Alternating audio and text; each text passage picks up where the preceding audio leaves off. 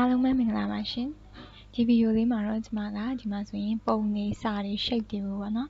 animation တွေသုံးပြီးတော့ဘယ်လိုမျိုး presentation လုပ်မလဲဆိုတာကိုပြောပြပေးသွားမှာဖြစ်ပါတယ်ရှင်ဒါဆိုရင်ထပ်မအောင်ဆုံးနေကျွန်မကဒီမှာပေါ့ပုံလေးတွေနဲ့ဒီ shape ပေါ့နော်ဒီမြားလေးရာကြတော့ကျွန်မကဒီပေါ့ insert ထဲကဒီ shape ထဲကနေမှမြားလေးတွေယူသုံးထားတဲ့ဒီပုံလေးတွေကကြတော့ကျွန်မ clip app ကနေသွားပြီးတော့ယူသုံးထားတာဖြစ်ပါတယ်ဟုတ်ပြီနော်နောက်ဒီ clip app ကိုတကယ်လို့ကိုကသုံးပြီးလို့ပြန်ဖြုတ်ချင်တယ်ဆိုရင်ဒါလေးကိုသွားပြီး cross လုပ်လိုက်အောင်ပါမယ်နော်ဟုတ်ပြီဒီရဲ့ပုံလေးကိုမှကျွန်မကဒီမှာဆိုရင်သူ့ပုံလေးကိုကျွန်မကstyle လေးပေါ့နော်ဒီလိုမျိုး style picture style လေးတွေကျွန်မပြောင်းထားလိုက်တာပေါ့နော်ဒါလေးတွေကကြာဟုတ်ပြီဒါလေးတွေကတော့ကျွန်မတို့ရိုးရိုးတန်းတန်းဒီတိုင်းပေါ့နော်ဒါကို slide show ကြည့်ကြည့်မယ်နော်slide show ကြည့်ရင်ဒီတိုင်းပြမှာဒါဆိုရင်ကျွန်မတို့ကဒီ slide ကိုမရောက်ခင်ပေါ့နော်ဟုတ်ပါနော်ဒီ slide ကြီးကလောဆယ်ဘာမှမသုံးရသေးရင်ပြောင်းပေါ့နော်အဲ့ဒါယူမှကျွန်မတို့ကဒီပုံလေးတွေကို click နှိပ်လိုက်မှဒါပေါ်လာတဲ့ပုံစံမျိုးလေးသုံးကျင်တယ်ပေါ့နော်ဒီစာအပေါ် animation ဆိုတဲ့ဟာဆိုရင်လည်းဒီလိုပုံစံလေးသုံးကျင်တယ်ပေါ့ဒါဆိုရင်တော့ကျွန်မတို့ကသူ့ကိုဘယ်လိုသုံးမလဲဆိုရင်အရင်ဦးဆုံးအနေနဲ့အပေါ်မှာ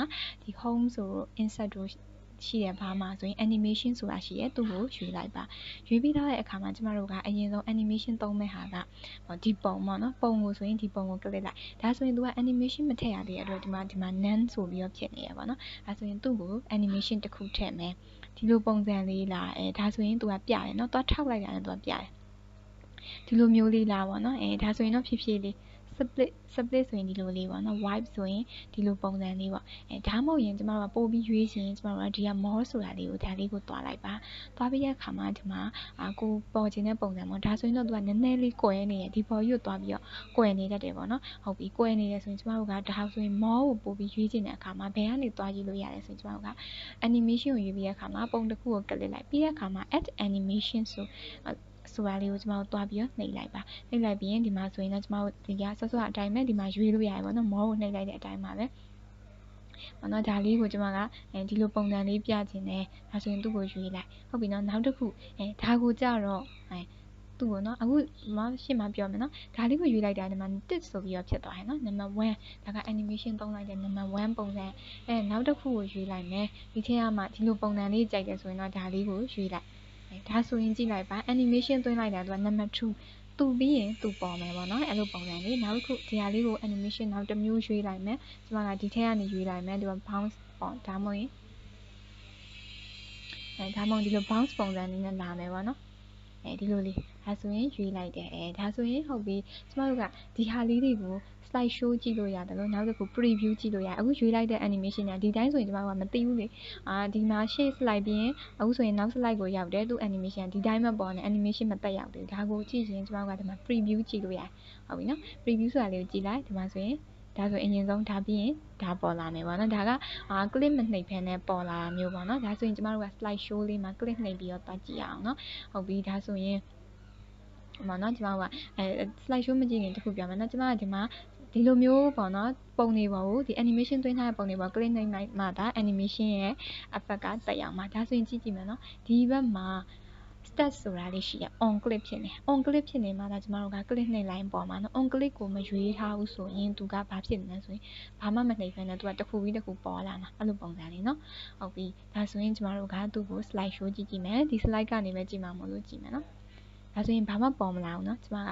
click နှိပ်လိုက်မယ်ဟောနောက်တစ်ခုပေါ်ခြင်းနဲ့နောက်တစ်ခုနှိပ်လိုက်မယ်ဒါမျိုးလေးပေါ့နော်ပုံစံလေးမျိုးစုံနဲ့သူ့ကိုသုံးတာပေါ့နော်ဟုတ်ပြီဒါဆိုရင်ကျမတို့ကဒီမြားလေးနဲ့အတူတူဒီမြားလေးရော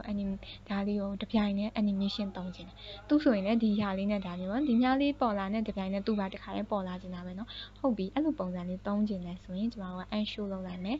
ကျမတို့ပြန်သုံးမယ်เนาะဒါဆိုရင်သူ့ကို animation 1ကိုကျမတို့ကပြန်ရွေးလိုက်ပါမယ်ဘယ်လိုရွေးမလဲဆိုရင်เนาะသူ့ကို none ပြန်လုပ်လိုက်မယ်ပေါ့เนาะ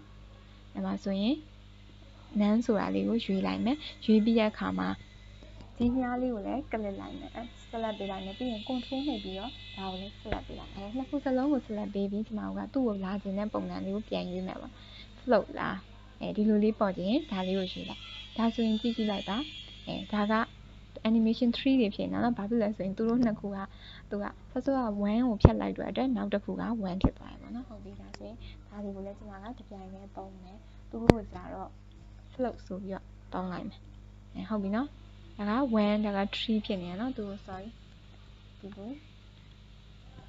ဒါကို none လုပ်လိုက်မယ်နော် none လုပ်လိုက်မယ်ပြီးရင်သူတို့နှစ်ခုကို select ပေးပြီးရင်သူတို့ကိုကြတော့ split ပုံစံလေးလာမယ်ပေါ့နော်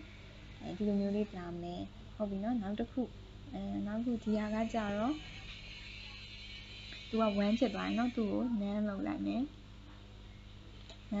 ပြီးတဲ့အခါမှာဟုတ်ပြီနော်သူ့ရဲ့ကို select ပေးမယ်ပြီးရင်သူ့ကိုကြတော့ဘယ်လိုပုံစံလေးလာခြင်းလဲပေါ့နော်ဒါလေးလာခြင်းဒါလေးတုံးလိုက်ဟုတ်ပြီနော်ဒါဆိုရင်တော့နှစ်ခုဟုတ်ပြီပြီးရင်1 2 3တစ်ခုပြီးမှတစ်ခုလာတယ်ပြီးရင်အခုဒီ animation ဒီစာသားလေးကိုလည်း animation လုပ်လို့ရတယ်နော်အဲ့ဆိုရင်စာသားကို animation ဘယ်လိုလုပ်မလဲဆိုရင်သူကကြတော့နော်အခုကစာသားနောက်မှရောက်သွားမလို့ဖြစ်နေတယ်နော်ဒါဆိုရင်ဒီမှာကဒီစာသားလေးကို select ပေးလိုက်မယ်နော်ဒါလေးကို select ပေးပြီးအခါမှာသူကအခုဆို none ဖြစ်နေတယ်နော်ဒါဆိုရင်သူ့ကိုစာသားလေးကိုက bounce ပုံစံလေးလား wheel ပုံစံလေးလား